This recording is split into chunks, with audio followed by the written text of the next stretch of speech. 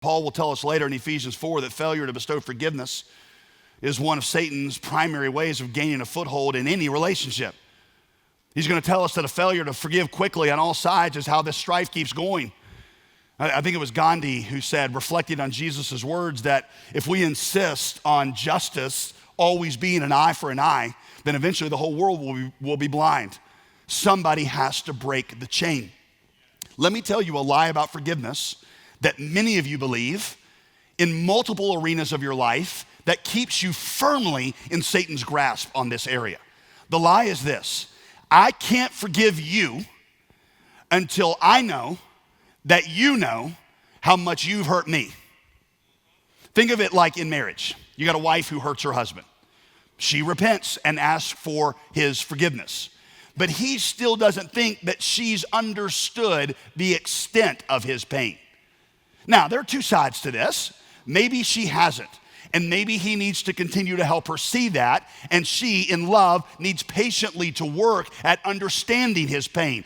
But, and this is key, if he makes his forgiveness of her conditional on her understanding everything about his pain, he's going to be A, holding himself captive to a standard she will likely never meet, and B, what he's actually saying is, I can't forgive you until you felt bad enough, which is a way of paying for your sin, and that's making somebody pay for their sin is not forgiveness.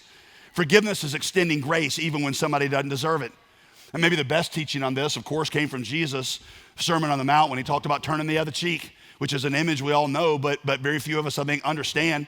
The cheek in Jewish kind of thought always represented the relationship. The face represents relationship. So when you smack somebody's cheek, you're not trying to kill them, right? I mean, no martial arts instructor ever says, go for the cheek. You know, it's like, no, they're insulting you. They're insulting the relationship. They're breaking the relationship. So what do?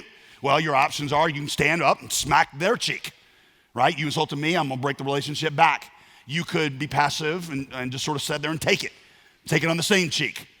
What Jesus is saying is neither of those. He's saying a third thing, which is I'm going to stand up and I'm going to turn the other cheek, which means I'm going to confront you about what you did wrong, but I'm going to do so while extending to you the invitation to be rejoined in relationship that starts with forgiveness. So yes, I'm telling you, you can't smack my cheek. That's why I'm turning it away from you. But even as I say that, I want you to understand the pain, but my forgiveness of you is not conditional on the pain, on you recognizing all that. It's just conditional on you saying, yes, let's be at peace and let's walk together. If there were ever a place that this needs to be applied, it's in this area because it's how we stay in Satan's grasp.